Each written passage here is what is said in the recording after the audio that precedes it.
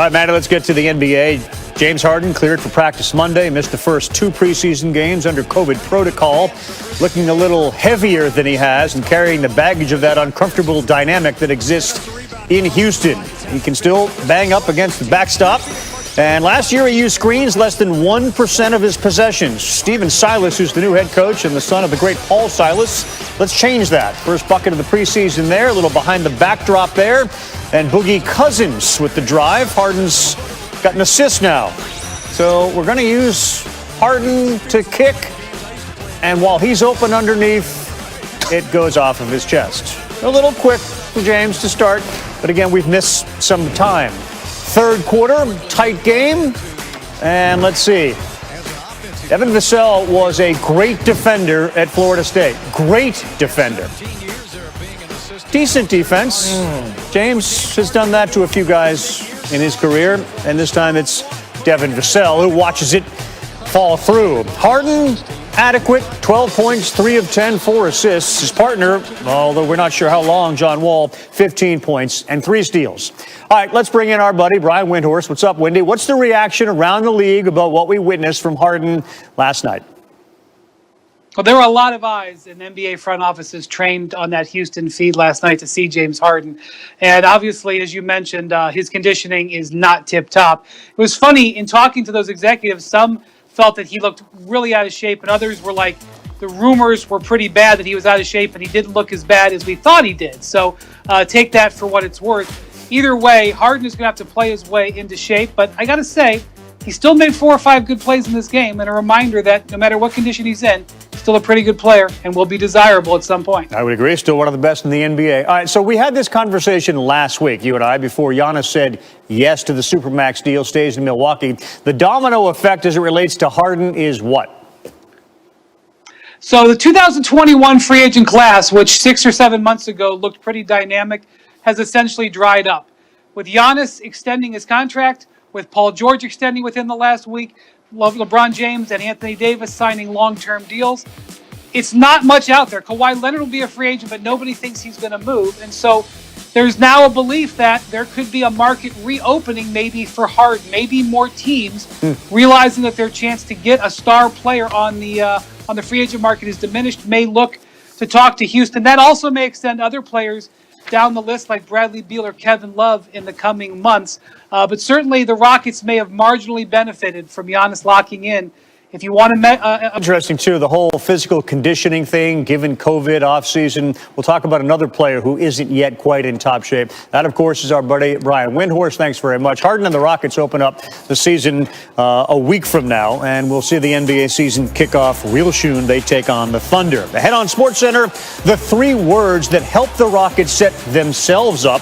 News, Hannah Storm and Jay Harris with you. Congratulations to Giannis and everyone in Milwaukee, as he has agreed and announced on Twitter that he will sign a 5-year, $228 million Supermax extension, putting him in Milwaukee for years to come. Apparently, it was a very thoughtful decision. The deadline was December 21st, so a few days early. A huge sigh of relief from Milwaukee and the Bucks franchise. And here with insight is Adrian Wojnarowski. So what more can you tell us?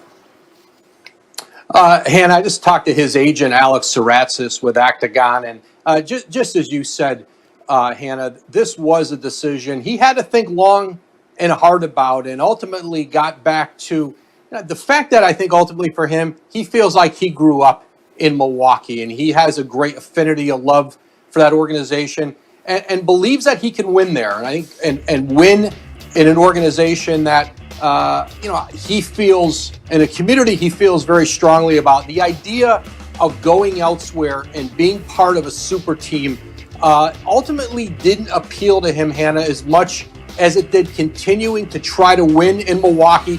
He's had a chance in this training camp and early preseason to see in action and on the floor and get to know some of his new teammates, and likes the direction of where this is headed. But 5 years, $228 million. I'm also told, Hannah, in that extension, he'll have a player option, an ability to opt out of the deal after the 4th year of the contract. So when they were unable to execute this sign and trade for Bogdanovic, that made a lot of people sort of nervous. You know, were they going to be able to put together a group of players where he felt like they could start to really match their regular season expectations and have more postseason success with this team, with the championship being the goal? Are they done? Do they feel like all the pieces are in place now, Woj? Well, certainly for this season, this is your team. Bringing in Drew Holiday from New Orleans was certainly, an impactful signing or an impactful trade for them, and they'll work very hard to re-sign Holiday. That becomes a lot easier, I think, from Drew Holiday's perspective, knowing that Giannis is going to be there, but having Chris Middleton locked up and players like Brook Lopez back, this is a core he believes in, and a group again, that has had most of this group together. Obviously, there's some changes now that have had great regular season success. They've got to figure out how to translate that into the postseason, but his commitment is to do it in Milwaukee, stay there. And, ultimately, he knew what the options were going to be for him in free agency next summer, and decided that what he has in Milwaukee beats the rest of it. And certainly that contract puts him at the very top of the list of contracts that anyone has done in league history. And now Giannis Antetokounmpo, who was drafted by the Bucks, who signed an extension, now has signed a second extension that takes him through the prime of his career with Milwaukee. For John Horst, their general manager and owner, Mark Lazary, this is a huge coup for Milwaukee, and I think for smaller market teams all over the NBA to be able to keep a player of this stature. This is a big day for the Bucks. I mean, this is where he literally grew up. This is his home here in the United States. I mean, he feels so emotionally tied to the city. But you just mentioned being a smaller market, and we've seen it again and again, that players eventually leaving markets like this for maybe more glitz, maybe more glamour, to team up with another superstar, to chase that title, to chase the lights. Why is this such a unique situation?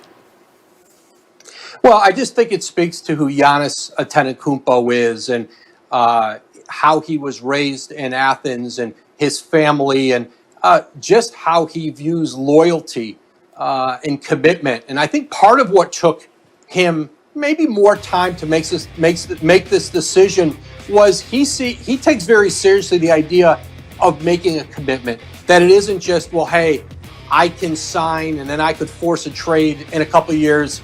James Harden has 3 years left on his contract, as an example, and can force a trade and likely will at some point get out of Houston. He looks at it differently, and in his mind, making a commitment is just that. And so he had to think through this. This was a huge decision for him, and believing that he could win with the Bucks, and now he's done that, and he's committed, and they can continue now to build a roster around Giannis in Milwaukee.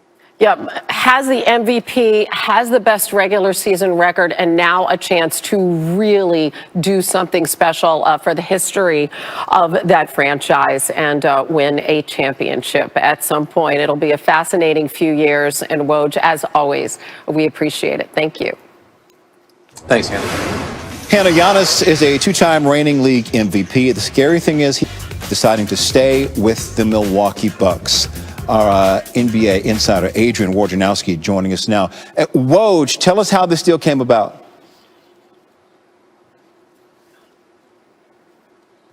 Woj, can you hear me?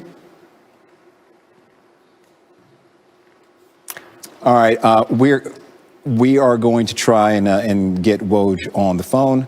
And okay.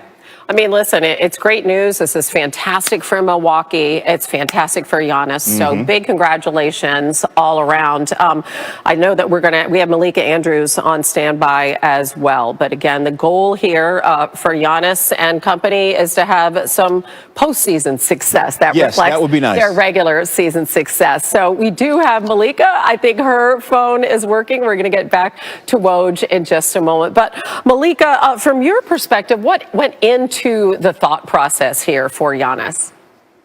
Well, Hannah, testing, 1, 2, 3, making sure you can hear me. Yes. What a big day. I got you loud and clear.